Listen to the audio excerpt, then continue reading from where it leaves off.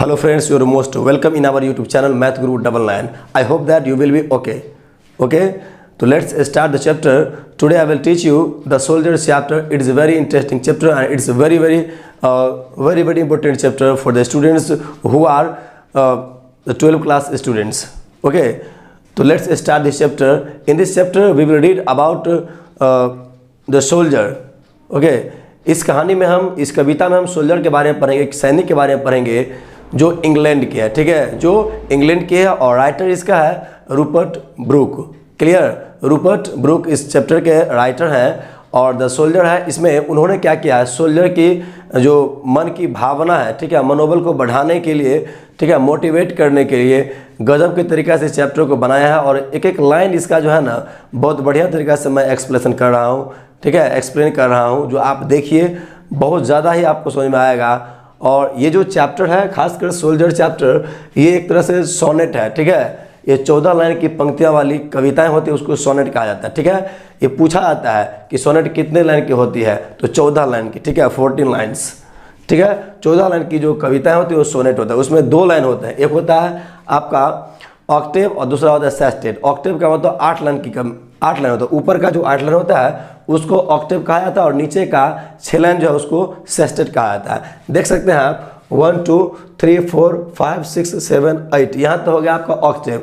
इस तरह का जो हो गया 1 2 3, ये 4, ये 5 और 6, ये हो गया आपका सेस्टेट। ये आपका सेस्टेट है, कोई दिक्कत नहीं। तो लेट्स स्टार्ट दिस चैप्टर। ये क्या कह रहे हैं कवि जो है ना, तो एक सैनिक के मनों की मतलब क्या कहते हैं, मन की जो दशा है उसको बढ़ाने के लिए, मन की जो मनोबल है उसको बढ़ाने के लिए क्या करते हैं, उसको प्रेरित करते हैं, मोटिवेट कर रहे हैं। ठीक है, कि किसी देश के सैनिक को इस प्रकार से होना चाहिए। और ये देश के सैनिक है इंग्लैंड के। ठीक है, किस देश के, इंग्लैंड के। तो कहते हैं कि यदि युद्ध में मर जाऊँ तो क्या होगा, तो मेरे बारे में बस इतना ही सोचना। तो देखिए क्या क्या कह रहे हैं कि हर एक सैनिक के मन में यही विचार होता है और वो अपने देश के लिए जीते हैं और अपने देश के लिए मरते भी हैं। तो चलिए जानते हैं, लेट्स स्टार्ट। देखिए क्या दिया गया है, कभी कहते हैं कि इफ़ आई शुड डाई, ठीक है, युद्ध की भूमि में कर यदि मैं मर जाऊं, ध्यान दें यहाँ पर, if I should die think only this of me, यदि मेरी मौत हो जाए, यदि मेरी मौत हो जाए युद्ध करते करते, तो मेरे बारे में केवल इतना ही सोचना।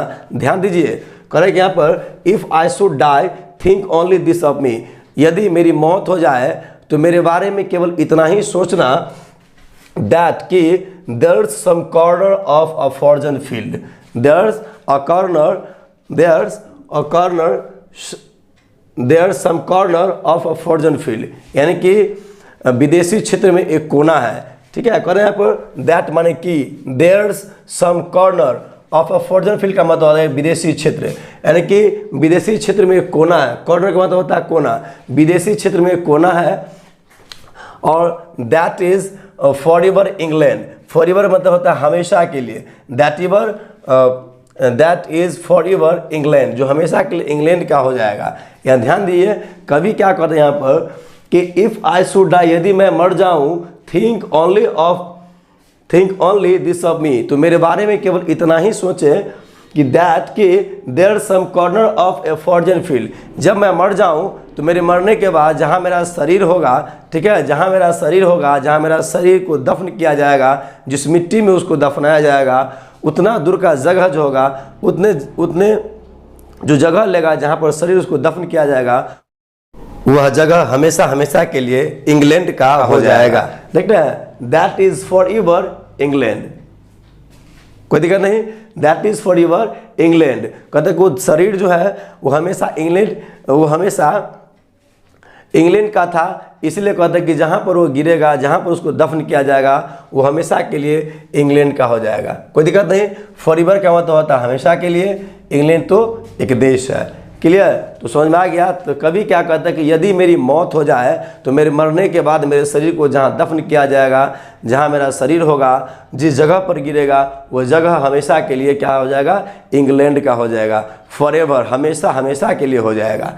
क्लियर। और आगे कहते हैं देयर शैल बी, क्या कहते हैं, there shall be in that rich earth, there shall be in that rich earth, एक समृद्ध भूमि में, क्या कर रहा है, इन दैट रिच अर्थ, समृद्ध भूमि में, there shall be in that rich earth, कि जहाँ मेरी मौत हो, जहाँ हम गिरेंगे, ठीक है, उस मिट्टी में जहाँ दफन किया जाएगा, तो मैं तो एक समृद्ध भूमि हूँ, मैं तो एक समृद्ध भूमि में जाऊँगा, इन दैट रिच अर्थ, लेकिन और रिचेस्ट डस्ट कॉन्सील्ड, लेकिन जिस मिट्टी में मुझे मिला दिया जाएगा, जिस मिट्टी में मुझे मिला दिया जाएगा, दफन कर दिया जाएगा, वो मिट्टी कई ज़्यादा वो समृद्धतर हो जाएगा, समृद्धतर होकर के क्या हो जाएगी, यहाँ पर उसमें जाकर छिप जाएगा, कंसील्ड हो जाएगा, मेरा शरीर भी उसमें जाकर के क्या हो जाएगा, दफन हो जाएगा।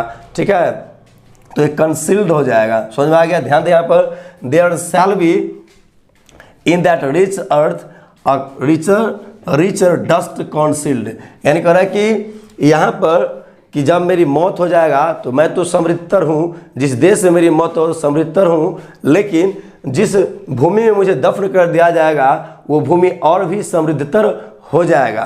क्लियर? और मैं वहाँ दफन हो जाऊँगा, इसलिए वो जगह जो होगा वो और भी समृद्धतर सिद्ध हो जाएगा।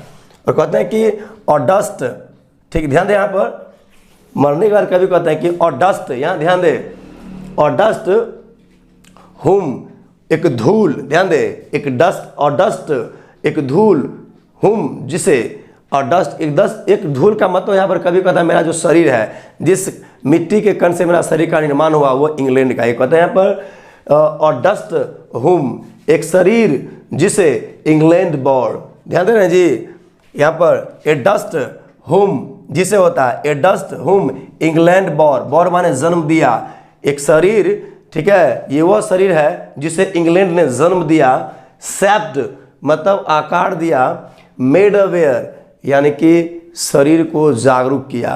क्लियर? गिव वंस और एक बार प्यार दिया, हर फ्लावर्स टू लिव और फूल दिए प्यार करने के लिए, हर वेज टू रोम उसने अपने रास्ते भी दिए घूमने के लिए, हर चीज़ दिए, ध्यान दें यहाँ पर, आकार दिए, उसी देश ने मुझे आकार दिए, किस देश ने? इंग्लैंड ने मेरे शरीर को आकार दिए, मेड अवेयर मुझे जागरूक बनाया, give once her flower to leave एक बार मुझे प्यार करने के लिए उसने फूल भी दिए, हर वेज टू रोम अपने रास्ते पर घूमने दिए, यानी कि, और कहते हैं कि ये समझ में आ गया। और कहते हैं आगे ए बॉडी ऑफ इंग्लैंड्स, और ये शरीर जो है वो इंग्लैंड्स का है, ठीक है, a body of England's, breathing English air जिसने हमेशा इंग्लैंड की हवाओं को अपने सांस में लिया, ध्यान देना, ब्रेथिंग इंग्लिश एयर, ब्रेथिंग माने क्या होता है? सांस लेना, ब्रेथिंग इंग्लिश एयर जिसने इंग्लैंड के हवाओं को सांस में लिया, ये जो शरीर है ना वो हमेशा इंग्लैंड की हवाओं को सांस में लिया। ध्यान दें यहाँ पर, वास्ट बाय द रिवर्स, और वहाँ के नदियों द्वारा मेरे शरीर को स्नान कराया गया, वास्ट बाय द रिवर्स उसके नदियों द्वारा मेरे शरीर को स्नान करवाया गया, blessed by the suns of home और घर की सूरज के द्वारा मुझे आशीर्वाद और आशीष दिया गया। कहते हैं यहाँ पर, and think this heart all evils shed away, और सोचो, कहते हैं पर कि और सोचो कि इस दिल में जितने भी बुराइयां हैं, यानी ऑल इविल्स जितने भी बुराइयां हैं वो सारे के सारे बुराइयां सैड अवे हो जाएगी, यानी धुल जाएगी, मेरे मरने के बाद जहाँ मुझे दफन कर दिया जाएगा सारे के सारे बुराइयां धुल जाएगी। और कहते हैं कि ये समझ में आ गया, यहाँ पर ये रोम मान होता है घूमना, याद रखना थोड़ा बढ़िया से। आगे कहते हैं कि ए पल्स, ध्यान दे, a pulse in the eternal mind, यहाँ ध्यान दे, a pulse in the eternal mind, no less, ये पल्स का मतलब क्या होता है? ध्यान दे, इस पल्स का जो मतलब होता है आपका, ये गजब का सेंटेंस समझ लिए, धड़कन होता है, स्पंदन होता है, वाइब्रेशन होता है। पल्स का मतलब धड़कन होता है और स्पंदन होता है और वाइब्रेशन होता है। उसके बाद इटर्नल, इटर्नल का मतलब शाश्वत होता है, अविनाशी होता है और अमर होता है, ये सारी चीज़ होता है। नॉलेज माने कम नहीं, ठीक है। तो कहते हैं कि, और माइंड का मतलब सोच विचार जो है, तो कहते हैं कि a pulse in the eternal mind knowledge, कहते हैं कि यहाँ पर जो हमारे दिमाग में सोच विचार है, जो हमारे दिमाग में सोच विचार है वो हमेशा धड़कती रहेगी, हमेशा धड़कती रहेगी, कम नहीं होगी, नॉलेज, ठीक है। ध्यान दे, कहते gives somewhere back the thought by the English given, यानी कि इंग्लैंड के द्वारा जो हमें विचार दिया गया, ठीक है जी, इंग्लैंड के द्वारा जो हमारे विचार दिया गया, कहीं भी जाते हैं तो सब कुछ मुझे दिया इंग्लैंड के द्वारा, वो सारे चीज़ दिए, ठीक है। समवेयर बैक, मुझे सब कुछ मिला इंग्लैंड के द्वारा, ठीक है, कुछ भी कम नहीं है, नो लेस, सब कुछ दिया गया इंग्लैंड के द्वारा, मुझे कुछ भी कमी नहीं है मुझ में, और हर चीज़ दिया गया इंग्लैंड के द्वारा। कहते हैं कि हर साइड्स उसके नज़ारे, उसके दृश्य, ठीक है, ये सारे चीज़ मिला। एंड साउंड्स, और उसकी आवाज़, उसने आवाज़ भी दिया मुझे, ठीक है, एक नज़ारा भी दिया, दृश्य भी दिया, एंड साइट्स भी दिया, एंड साउंड्स भी दिया, क्लियर, एक आवाज़ भी दिया, ध्वनियाँ भी दिया। आए कहते हैं कि ड्रीम्स हैप्पी एज हर डे, और एक खुशहाल दिन की तरह मुझे एक स्वप्न दिया, ठीक है, खुशहाल दिन की तरह एक स्वप्न भी दिया ये। और आए कहते हैं कि एंड लाफ्टर, और वो जो हंसी दी उस इंग्लैंड ने ही दी, ठीक है, ये जो हंसी दी वो इंग्लैंड ने ही दी। लर्न्ड ऑफ फ्रेंड्स, और मैंने अपने दोस्तों से जो सीखा वो सभी के सभी चीज़ इंग्लैंड से मुझे प्राप्त हुआ। एंड जेंटलनेस, और जो विनम्रता है दिया, जेंटलनेस मतलब विनम्रता, जो मुझे विनम्रता मिला वो भी सारे इंग्लैंड से ही प्राप्त हुआ। इंग्लैंड ने मुझे सारे चीज़ दिए, ये जेंटलनेस भी दिए। और कहते हैं इन हार्ट एट पीस, और अंततः कहते हैं कि मेरे मन में जो शांति भी मिला, मेरे दिल में जो शांति भी मिला वो भी इंग्लैंड ने ही दिया।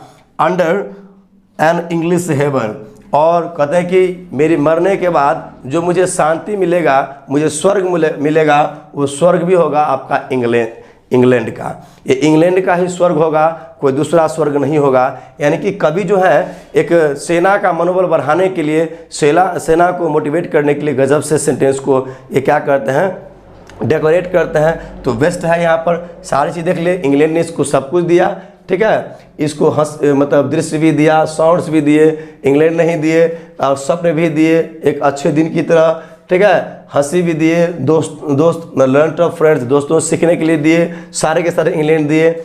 और यहाँ पर विनम्रता भी इंग्लैंड ने दिए, ठीक है, मन में शांति भी इंग्लैंड ने दिए। और ये कहते हैं कि स्वर्ग भी आपका इंग्लैंड का ही हो जब वो मर जाए, तो ये सारी चीज़ उसको इंग्लैंड से प्राप्त हुआ। ध्यान दे, यहाँ तक आपको कोई दिक्कत नहीं, ठीक है। यदि आपको दिक्कत हो तो ज़रूर हमें कमेंट बॉक्स में लिखकर आपके भेजिए, कोई दिक्कत नहीं होगा, सारा समस्या आपका कवर हो जाएगा, ठीक है।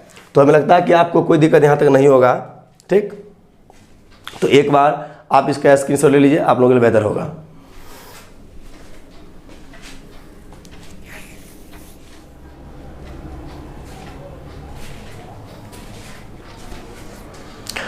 तो यहाँ तक आप स्क्रीनशॉट भी लिए। चलिए, इसका हम वर्ड्स भी आपको लिख देंगे, आप नोट कर लीजिएगा। इसका वर्ड्स भी रहेगा जो आप लिख लीजिएगा, बहुत ही बेस्ट रहेगा, ठीक है। तो तब तक के लिए आपको thank you very much, bye bye.